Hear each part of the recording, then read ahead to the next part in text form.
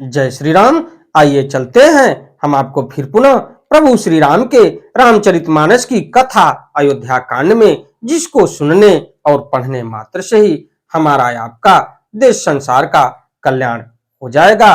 तो इससे पहले विघ्नों को हरने वाले भगवान गणेश और विद्या की प्रदायिनी मां सरस्वती के श्री चरणों में शीश नवाते हुए विनम्र निवेदन करूंगा कि हमारे देश संसार में जहां भी प्रभु श्री राम के रामचरितमानस की कथा हो रही हो, उसे संपन्न करने में अपना पूर्ण योगदान दें।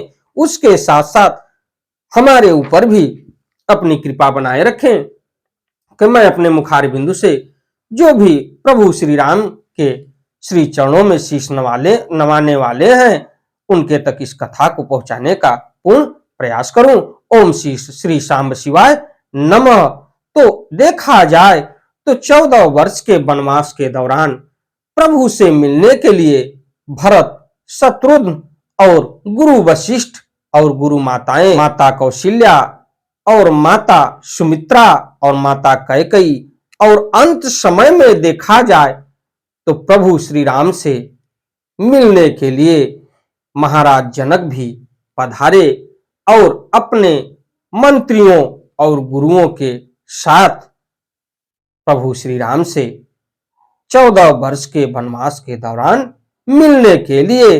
तो जनक एक तरह से देखा जाए तो उनके भी सीने में जैसे अयोध्या रो रही है प्रभु श्री राम को निकलने के बाद, उसी तरह से मिथिला भी सुनी है और रो रही है प्रभु श्री राम के 14 वर्ष के वनवास को भुगतने के हिसाब से कि प्रभु अपने राजमहल में लौट आए और 14 वर्ष का वनवास न भोगे।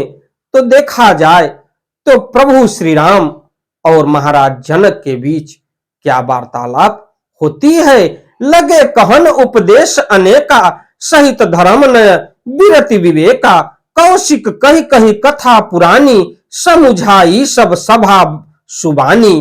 तो वे सब धर्म नीति वैराग्य तथा विवेक युक्त अनेकों उपदेश देने लगे। विश्वामित्र जी ने पुरानी कथाएं इतिहास कहकर सारी सभा को सुंदर वाणी से समझाया। तब रघुनाथ कौशिक ही कहेऊ, नाथ काली जल बिनु सब रहेऊ, मुनि कह उचित कहत रघुराई, गयो बीत दिन पहर अढ़ाई। तब श्री रघुनाथ जी विश्वामित्र जी से कहा कि हे नाथ, कल सब लोग बिना जल पिए ही रह गए थे, अब कुछ आहार करना चाहिए। विश्वामित्र जी ने कहा कि श्री रघुनाथ जी उचित ही कह रहे हैं, 2.5 पहर दिन आज भी बीत गया। ऋषि रुख लख कहते रहु तिराजू, यहाँ उचित नहीं असन अनाजू, कहा भूप भल सब ही सुहाना, पाई रजाय सु चले नहाना। विश्वामित्र जी का रुख देखकर तिरहु तराज जनक जी ने कहा, यहाँ अन्न खाना उचित नहीं है।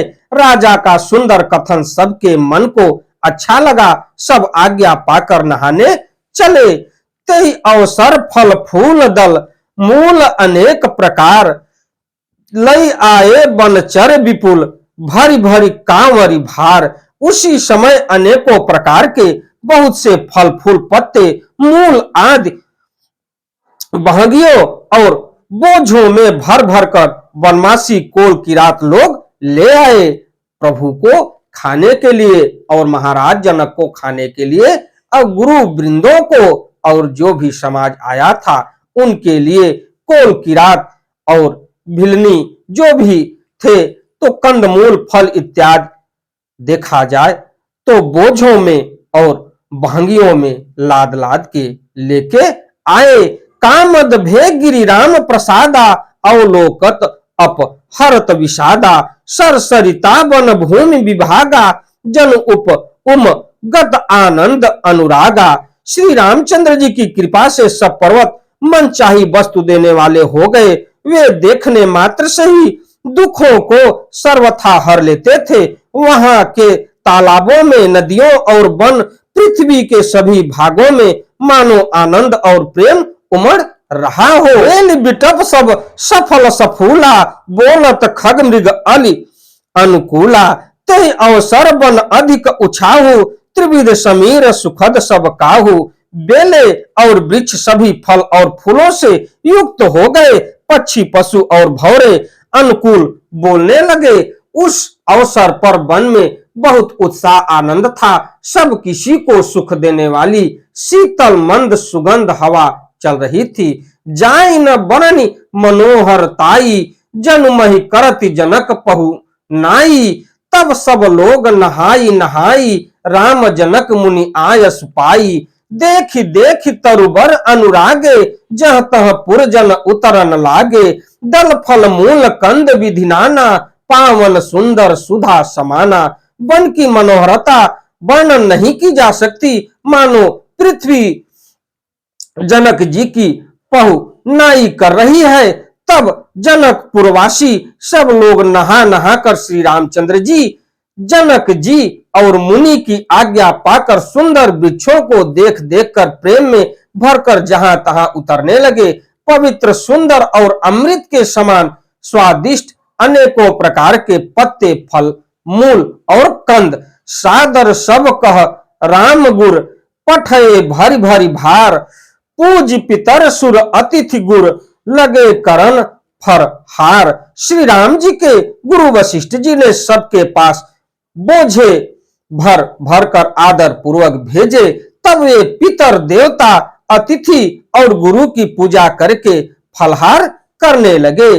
जो भी अतिथि पधारे थे और वो अपने हिसाब से फलहार करने लगे। गुरु वशिष्ठ जी हर लोगों के पास भिजवाए, जिसमें महाराज जनक, भरत, शत्रुघ्न और माताएं और जो भी नगरवासी आए थे, वो जो है कि उस फलहार को करने लगे। यही विधि बासर बीते चारी, राम मुनि रख नर नारी सुखारी। दुह समाज असि रुचि मन माही, बिनु सिया राम फिरब भल नाही। इस प्रकार 4 दिन बीत गए। श्री रामचंद्र जी को देखकर सभी नर नारी सुखी हैं। दोनों समाजों के मन में ऐसी इच्छा है कि श्री सीताराम जी के बिना लौटना अच्छा नहीं है। सीताराम संग बनवासु, कोटि अमरपुर सरिस सुपासु। परिहरि लखन राम बय देहि, जहि घरु भाव बाम विधि तेहि।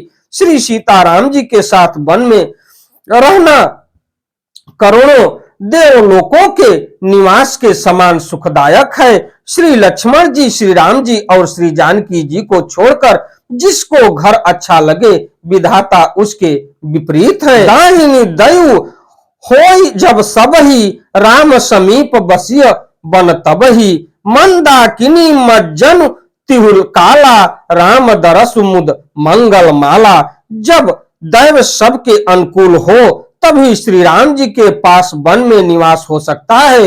मंदाकिनी जी का तीनों समय स्नान और आनंद तथा मंगलों की माला समूह रूप श्री राम का दर्शन। अटन राम गिरिवन तापस थल, असन अमीय सम कंद मूल फल। सुख समेत संबत दुई साता, पल सम होइन जानियहि जाता।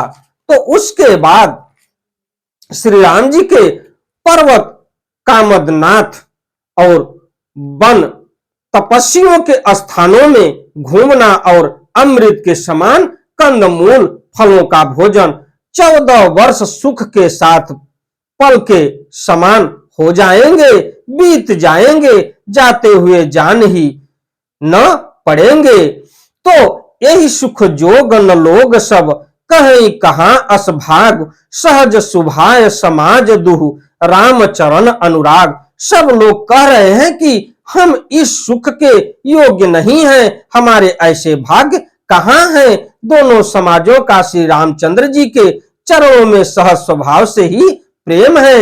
ए विधि सकल मनोरथ करही, बचन सप्रेम सुनत मन हरही। सिय मातु तेहि समय पठाई, दासी देख सुअवसर आई। इस प्रकार सब मनोरथ कर रहे हैं उनके प्रेम युक्त वचन सुनते ही सुनने वालों के मनों की हर लेते हैं। उसी समय सीता जी की माता श्री सुनैना जी की भेजी हुई दासियां कौशल्या जी आदि के मिलने का सुंदर अवसर देखकर आई। सावकाश सुनि सब सिय सासु आयो जनक राज रनि वासु कौशल्या सादर सन्मानी आसन दिए समय सम आनी। तो उनसे यह सुनकर कि सीता की सब सासुएं इस समय फुर्सत में हैं, जनक राज का रानी रनिवास उनसे मिलने आया है। कौशल्या जी ने आदर पूर्वक उनका सम्मान किया और समय योचित आसन लाकर दिए। शीलु स्नेह सकल दुह ओरा द्रव्य ही देख सुनी कुलिस कठोरा।